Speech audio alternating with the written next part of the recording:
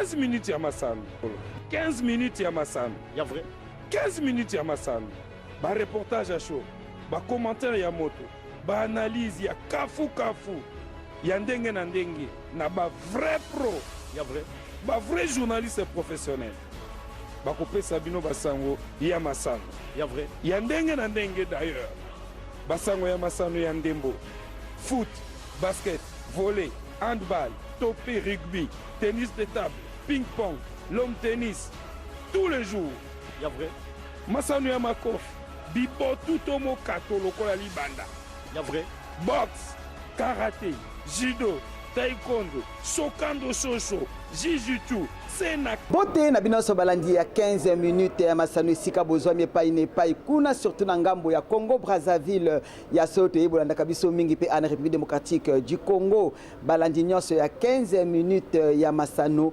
bongo tokolobela bino ndenge nini Lina Foot ouverture et salamaki mokolo lelo vendredi 16 août 2019 kuna na kati ya stade de Martyrs pe coup d'envoi et pe samaki bongo na yemoko président ya Lina Foot Michel Bosco Mweu pe ba match beta maki bongo ezalaki match ya DSMP contre Lubumbashi Sport tokoloba bino pe ndenge ni mokolo lelo ya vendredi 16 août kuna na siège ya Lina Foot conférence de presse d'avant match salamaki ya équipe FC Renaissance contre RCK nyonso na 15 minutes ya pokwa ya lelo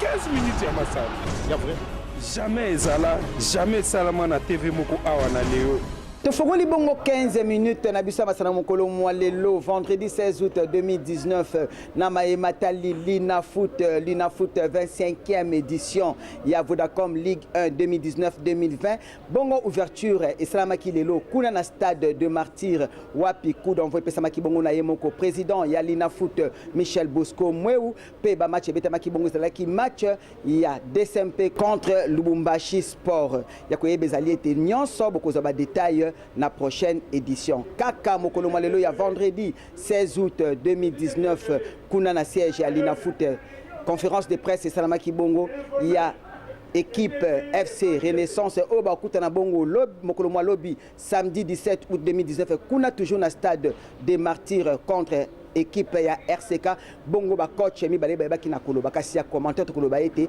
parce que tozana bilili ya coach ya FC Renaissance te kasa prometaki na ba fan na bango que attaque ya solo 7 ya ba joueur na bango basili ko kende na ba équipe mususu pe mi balé baboyi bongo ko kota ko landela ba entraînement kasi ya sana kondima été pendant ba match ko betama na saison oyo ya Vodacom Ligue 1 ya Lina Foot bako sala nyonso bebe ko sepelisa ba bino ba fan na bango bongo tola na ndenge nini coach ya RCK ayebaki na koloba na bilili ya 15 minutes ya masani en premier volet ya mon tuna leo izaraki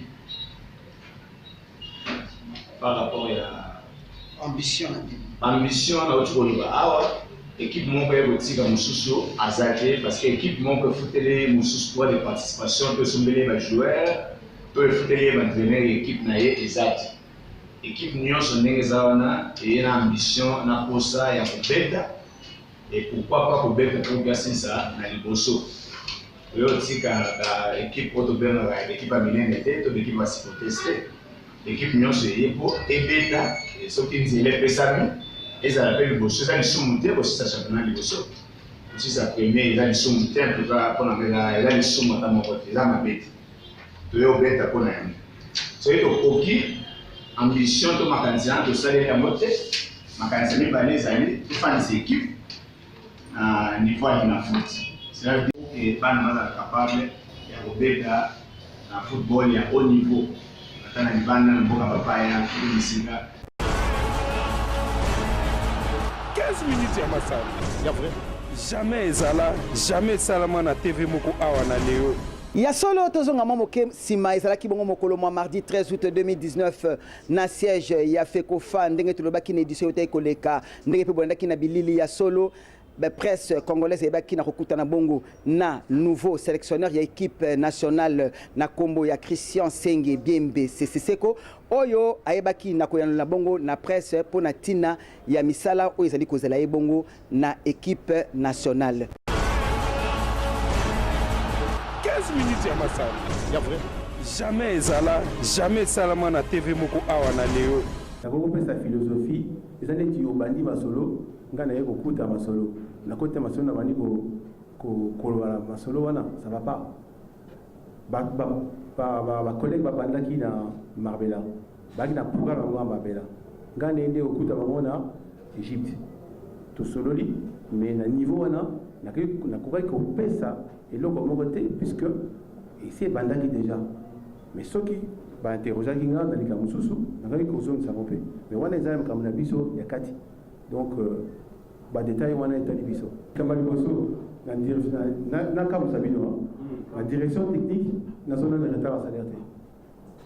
N'a zone de retard à salaire. N'a eu bien que les gens date mon sur la Talika A et Koti. Donc ça c'est de 1. On va foutre donc non que les goulou. Té, et ça et oui, ceux qui to bandi na masolo wana ezaliti na tisiko mboka pembe. Évidemment qu'ils vont payer. Évidemment, on est au Congo, Dieu m'a éliminé, ça n'arrive pas à biso. Va foutre après, c'est tout. C'est simplement ça. Et quand tu t'engages aussi au Congo, il y a que les avantages et les inconvénients. Ça, c'est une chose. Yo, est-ce que, on est une année, au lobby, nazo sabino que ngai na ye, nazo comme salade, nazo na musala nanga. Bio convaincre, mais là on convainc toujours le cas entraîneur. Donc, en entendant qu'entraîneur a comme, il y a une place, attends tout le entraîneur pour aventurer Bayate. Au moins, comme ça, nous taillé, allez, Azumbo est belé pour Ake, Atike, Akenaï. Donc, Botikali, excusez-moi le lingala, mais Botikali, paf, maman, papa, ça va pas. Il faut que la personne nous taille, aille, à saler, à travailler, à Atike Piso et l'eau. Par exemple, dans une formation, tu suis en relation, dans un sous pour développer. Tu peux pas venir quand au Congo comme ça, tu gagnes ton argent, après tu pars, tu laisses rien, même au niveau des filles, au niveau des garçons, au niveau des enfants, au niveau des écoles, rien. Il faut aussi que tu viennes avec tes relations, parce que c'est un échange. Non seulement tu dois venir prester, mais tu dois aussi nous montrer au niveau de la direction technique qu'est-ce que tu peux nous apporter, au niveau aussi de la formation et tout. C'est ça que nous on charge comme modèle de sélectionneur. C'est ça qu'on veut. Il ne faut pas qu'on vienne comme des aventuriers. C'est ça. C'est pour ça qu'on veut. Oui. Les rois, voilà. Loi, parfait. Loi, je te dis honnêtement, c'est un. Loi, Ada, garçon Mongo, toujours travaillé pour la Mboka. Bon, le Bamakama, Loi, pour la Mboka, il était toujours là. Nama Benaï, Nama Laoune, il était toujours là, présent. Et il répondait pour le pays présent. Alors, il y avait des problèmes ici, pour la Makambo, à un moment donné, au niveau politique. Au niveau patriotique, tu ne peux pas enlever ça à l'ouest. Ça, c'est un truc, tu ne peux pas l'enlever. Deuxièmement, c'est un garçon, c'est mon petit, c'est mon fils, et il travaille, il a toujours travaillé de manière assidue. Voilà, si tu l'utilises, utiliser l'ouest, la problématique, et puis il est encore dans sa tête un joueur. Il peut nous apporter quelque chose. Oh, c'était pas un grand buteur. Mais on ne te demande pas qu'il soit un grand buteur, on te demande d'être un professeur et montrer que ce que tu as pu apprendre plus haut, dans l'expérience, même si tu as raté, tu peux expliquer là, tu vois, là j'ai raté beaucoup de goals, là maintenant il faut faire ça parce que moi à l'époque je ratais comme ça. Tu sais, les gens qui donnent des bons conseils, ce sont souvent les gens qui ont raté des choses. Or, il n'a pas raté des choses. C'est pas un méchant, c'est pas un gars qui est problématique, c'est pas un gars qui est je sais. Bon, ça là qui m'a comme Aziz, je dis non, ce sont des gars que je connais, que je sais gérer. Je connais très bien ces gars-là. Ils sont pas mauvais, il ne faut pas croire qu'ils sont mauvais. Mais il faut savoir comment les utiliser. Il ne faut pas juger quelqu'un sur l'aspect superficiel. Il faut juger sur l'aspect en profondeur. Qu'est-ce qu'il peut m'apporter, ce garçon-là? Qu'est-ce qu'il peut m'apporter? Il peut m'apporter beaucoup de choses. Et par contre, comme je vous dis, c'est temporaire. Et je ne ferai pas de cadeau. Je vous promets, je ne ferai pas de cadeau. À personne, je ferai de cadeau. Pas mon lundi que je serai avec lui. Si j'entends des histoires, genre en mondanité comme ça, c'est bon. On arrête. Mais si je vois qu'on travaille sérieusement, vous devez être les premiers à dire « Ah, le gars, il bosse. » C'est simplement ça. Voilà. Makoukou, là, j'aurais besoin de lui. Et c'est dans le même ordre d'idée. C'est C'est simplement ça. C'est des gens qui ont eu un passé de football important. Et il y a moyen de capitaliser ça. Il y a moyen de récupérer ça et de travailler ça. Tu prends un gars comme... il est où notre ami qui était ici? Baguetta. Mais Baguetta, il n'y a pas plus pro que Baguetta. Comment est-ce que tu veux que je me passe de Baguetta? Baguetta, il n'y a pas plus pro que lui. D'abord, il a été capitaine, il a joué à Mazembe. Et puis, ce n'est pas un problème pour lui d'être rigoureux, parce qu'à Mazembe, c'est toujours, ils sont comme ça. Donc, ce n'est pas un problème pour lui. Et c'est des gars comme ça qu'il faut prendre. Ne vous inquiétez pas. S'il y a un truc qui ne va pas, vous allez me le dire. Vous allez me le dire. Voilà, ça ne va pas, ça ne va pas. Parce que vous êtes là aussi pour me le dire. Je ne suis pas non plus borné. Je sais écouter. Je suis très dur, mais je peux écouter aussi. Donc, il n'y a pas de souci. Ne vous inquiétez pas. Donc, ce sont ces deux-là qui vous font peur. Il n'y a pas de souci. Ils vont bosser. Ne vous inquiétez pas. S'ils ne bossent pas, ils n'ont pas leur place avec nous. C'est simplement ça. Donc, ne vous inquiétez pas, les gars. Kaka Mokolo, moi, mardi 13 août 2019, si Maya Kokuta na presse, na siège, ya Fekofa Bongo, le nouveau sélectionneur Christian Senge Biembe Seseko, Bebaki na Komema Bongo, na premier vice-président, ya Fekofa, na Kombo, ya Donatien Chimanga, ti kuna na stade de Marti Pona Okuta na Bongo, na ministre, ya sport Aïe, Lisanga ya bonganga bongo bayebaki na kosola na salon ya stade de Martyrs kasi na sima maso na bango ba memana ki bongo na kati ya terrain ya stade de Martyrs esika nini ministre ya sport Aïe Lisanga bonganga bayebaki ko mettre bongo ballon na compte ya Yemoko Mokonzi ya ekolo République démocratique du Congo totangi bongo Félix Antoine Tshisekedi ballon moko pona tina ya honneur ya misalo ezali kozela bongo na kati ya équipe nationale tolanda bongo ndenge nini Yemoko ministre ya sport Aïe Lisanga bonganga lobaki elongo na le nouveau sélectionneur Christian Senge Biembe Seseko na bilili ya Cindy Mambo du gouvernement de la République. Aujourd'hui, c'est un grand jour parce que nous avons notre sélectionneur principal. La FECOFA vient de nous le présenter officiellement. La FECOFA vient de nous présenter les remplaçants de Ibengue, Florent. Il s'appelle Christian Senge Biembe Seseko. Je pense que nous avons pris acte au nom du gouvernement parce que nous devons aller de l'avant.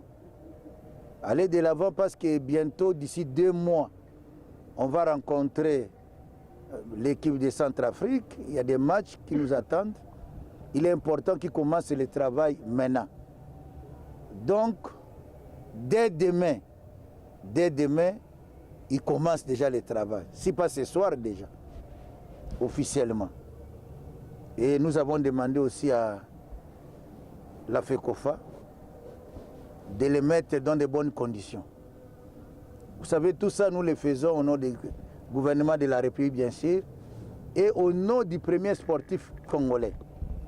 Le premier sportif congolais, son Excellence Félix Antoine Tshisekedi Tshilombo, c'est l'homme le plus heureux aujourd'hui parce qu'il veut que nous puissions aller de l'avant.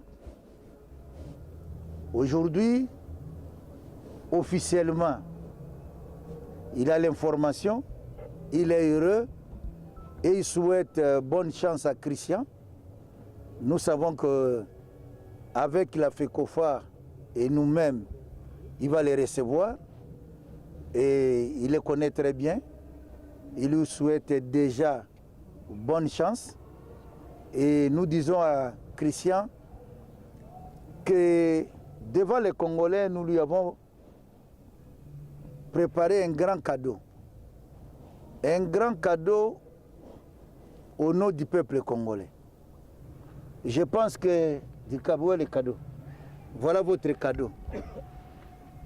Ça, c'est le cadeau qu'au nom du gouvernement et du premier sportif congolais, son Excellence Félix Antoine Tshisekedi, nous allons donner à notre sélectionneur principal. Voilà le cadeau.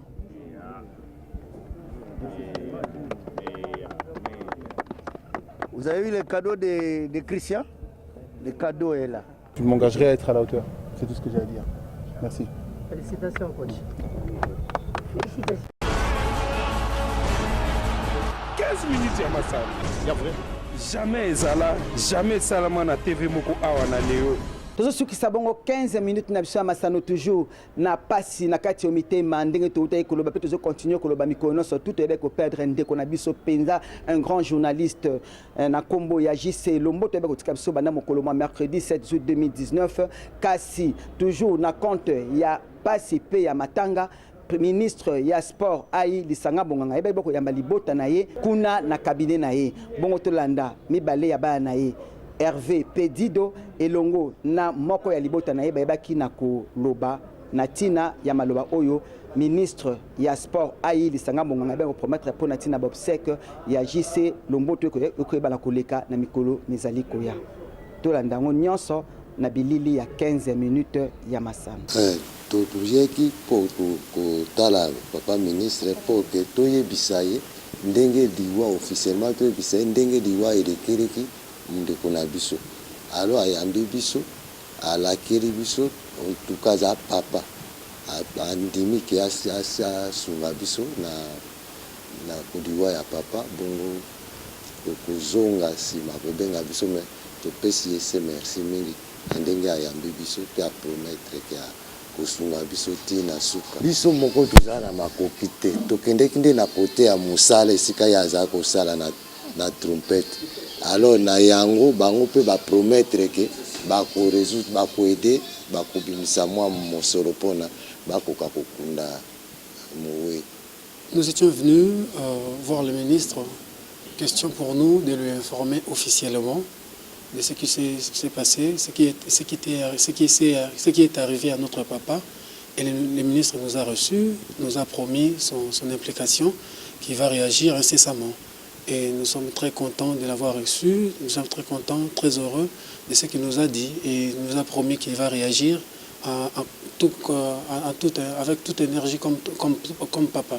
Voilà. La famille n'a pas encore arrêté un programme, mais il y a un programme qui a été en gestation, mais qu'on a pu suspendre, d'autant plus qu'il n'y a pas assez de moyens. Voilà pourquoi nous l'avons reporté pour la semaine prochaine. Tokoki bongo sukisa 15 minutes na biso masanote sans que naeba kopesa vraiment ba joyeux anniversaire, bon anniversaire na moi na ngai Bionique Nzei Mbokanga ozo mbongo na Njili quartier 1 Balabala Kingunda numéro 8 vraiment na tombelio. Encore une fois, bon anniversaire.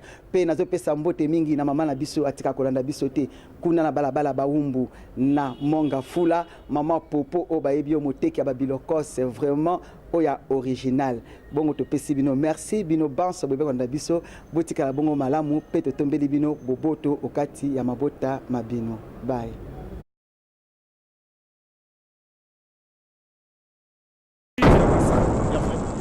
Minutes ya masano 15 minutes ya masano Ya vrai 15 minutes ya masano ba reportage à chaud ba commentaire ya moto ba analyse ya kafu ya ndenge na ndenge na ba vrai pro Ya vrai ba vrai journaliste professionnel ba kopesa bino basango ya masano Ya vrai ya ndenge na ndenge d'ailleurs basango ya masano ya ndembo foot basket volley handball topé rugby tennis de table ping-pong, l'homme tennis, tous les jours.